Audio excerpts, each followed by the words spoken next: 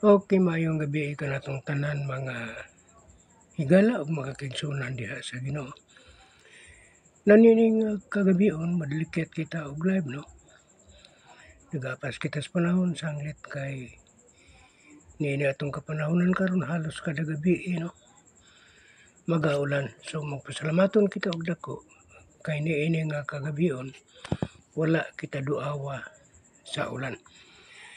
So doon na usab mihapay mga importante kay nga bahin sa Biblia nga dinangay nato nga matun-an ug mao ni atong tukion pagabat-baton karon nga gabi na. Okay. Now, atong pagtun-an karon ang libro sa Mateo 15. So magasugod kita sa bersikulo 7 paingon sa bersikulo 20 no. Sa aduna kita mga 13 ka bersikulo nga ato ang pagatun-an niini nga kagabihon. So medyo taas-taas kini.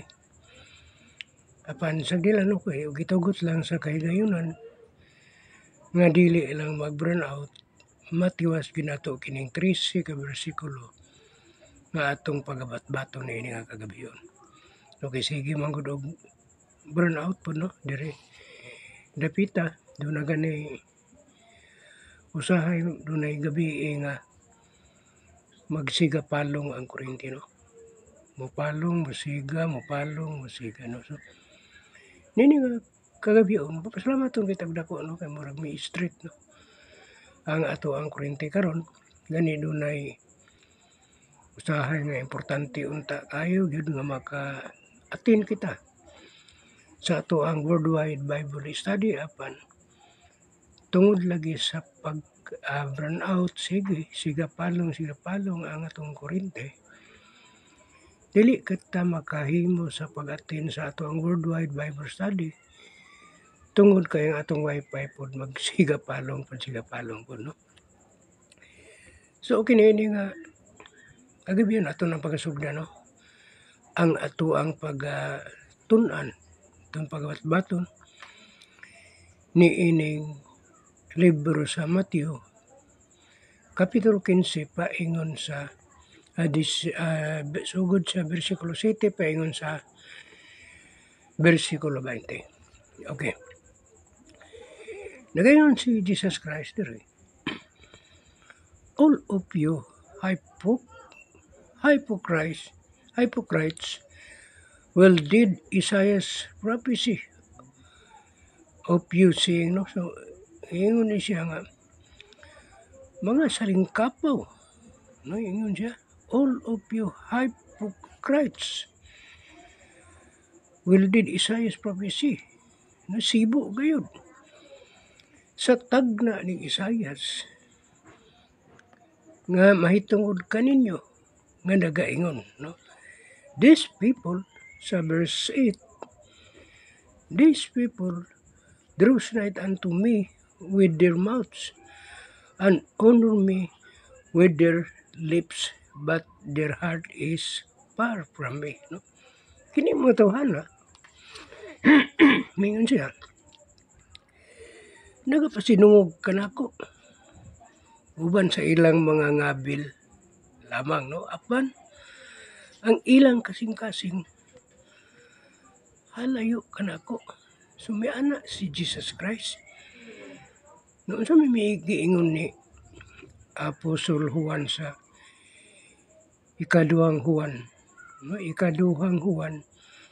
1 verse 8 and 9.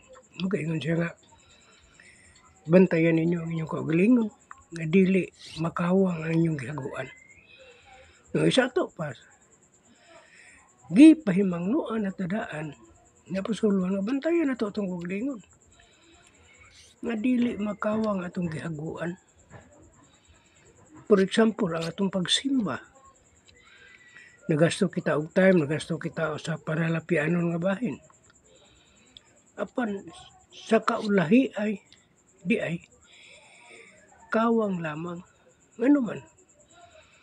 Kay mingon siya sa verse 8 sa ikaduhang Juan verse 9, Tungod kay ang ilang gisunod ang mga pagtulon-an nga hinimo lamang og tawo. Miyon siya, bisan kinsa nga nagapabilin diha sa pagtulon-an ni Kristo, anaa kaniya ang anak ug ang amahan. Laktod pa kay istorya. Kung wala ka nagapabilin sa pagtulon-an ni Kristo, wala kay Diyos. Wala kay anak nga si Kristo, wala po kay amahan. So, yun ni anak, ang buot ipasabot ni Apostol Juan sa ikaduhang Juan, verse 1, 8, and 9. Okay, panenta. Versikulo 9. Sa Mateo 15 na ta, versikulo 9. But in vain did worship me, teaching for the doctrines, the commandments of men. No? Mingon siya, apan kawang lamang ang iyong pagsimba kanako nga nagatudlo sila sa mga pagtulunan nga mao ang sugo sa mga tao. Hinimo lang tao ang pagtulunan nga ilang ginasunod. So unsay giingon ni Jesus Christ? But in vain did worship me. Vain worship kawa nga pagsimba, mga kaigsuunan, mga kahigalaan. So muna atong bantayan. So unsa ka nang dili kawa nga pagsimba? Kadtong nagasunod sa pagtulunan ni Kristo lamang. Mao ka na dili kawa nga pagsimba. So ingon na mapadayon ta mga kaigsuunan, no? Sa versikulo 10. And they called the multitude and said unto them, hear and understand. O gitawag niya ang mga panon sa katawan. Og nag-ingon kanila, patalinghog kamo og sabtan ninyo, no? Dili kay maminaw lang dai kita. Kung dili maminaw kita, uban ang pagsabot. Atong sabton ang atong gipaminaw. Ug unsa kadto ang atong napatilinghogan, no? Verse 11. Not that which goes into the mouth defiles a man, but that which comes out of the mouth, this defiles a man, no? Sumingon si Jesus Christ. Dili ang magasulod sa baba ang nagagahugaw sa tao, kundi kadtong nagagula sa baba nga mao nakahugaw sa tao ngano man. So kung atong sabton mga igsuon, mga higala, sa dihang miingon si Jesus Christ nga dili ang nagasulod sa baba ang magahugaw sa tao, buti pasabot nga bisan pag magkaon ka nga dili ka manghunaw, dili ka na may makapahugaw, kung dili ang nagagula sa baba kini maoy nakapahugaw sa tao. So mo na giingon ni Jesus Christ no, sa versikulo 11. Tuta sa 12. Then came his disciple and said unto him, know you that the Pharisees were offended after they heard this saying. No, ano si unya, mingon tong miduol niya. Ang iyang mga tinunan og na nag-ingon kanya, nahibalo ba ikaw nga sa pagkadungog sa mga Parisyo sa imong pulong nakakaplag sila kapangdulan sa pagkapangdul, no? Kahigayunan sa pagkapangdul. Ngano man? Kay mawala na ang ilahang sinultihan kung ilang sundon ang ingon ni Jesus Christ. Mawala na, dili na sila kapamakak, dili na sila kay istorya og mga laway, dili na sila kay istorya og mga ngilad. Kundi mabya na nila og maistorya lamang sila dayon. After that, ang ilang istorya mga lunlun kamatuoran na wala na'y bakak, wala na'y layar, wala na'y pinulungan, wala na'y sinultihan nga makapadaot sa atong isig ka tao. No, kay kana man mo'y makapahugaw sa tao. Okay, padayon kita. Dayon maingon si Jesus Christ, but he answered and said, every plant which my heavenly Father has not planted shall be rooted up. No, rooted up pagaibton, no. Kadtong mga tanom nga wala gitisok sa iyang amahan, kinahanglan pagaibton, no. Anong baron og may sabi ni saya, no. Apan sa mitubag siya maingon, kanang at talam nun nga wala igatanom sa akong amahan nga langit nun pagaibton, no. So klaro kayo nga sa tupak kung nakakita sila kahigayon sa pagkapangdol sa tubong mubya sila, mukalagyo sila ni adang pagtuhua nga makapahugaw sa tao ang kanang magagawas baba, di sila mutuwa na. Pero may si Jesus Christ, dili na sila tinanom sa ako ang amahan. No, kinahanglan pag-aibto na, no? Kaya wala man sila matuo. Sa verse 14 ta, let them alone. They be blind leaders of the blind, and if the blind leads the blind, both shall fall unto the ditch, no? So maingon si Jesus Christ, kung ang buta gani magkagairan sa buta po, so ang buta, ang magayad buta po, silang duha mga hagbong sa gahong, no? So dili mahimo nga ang buta magagayad sa buta. So ato pa ang pagtulunan nga dili iya sa kamatuoran, mo puy mo giya ang wala pud sa kamatuoran, silang duha mga hagbong sa kamatuoran. So ingon ni ana ang mahitabo. So dili gid mahimo nga adunay lain ug wala ka sa kamatuoran, unya ang wala pa kay gituhuan nga kamatuoran, ang mugiya kanimo ang dili pa kamatuoran, kamunduha mahimong walay kamatuoran, dili matuod, no. So ingon ni ana ang hitabo niya.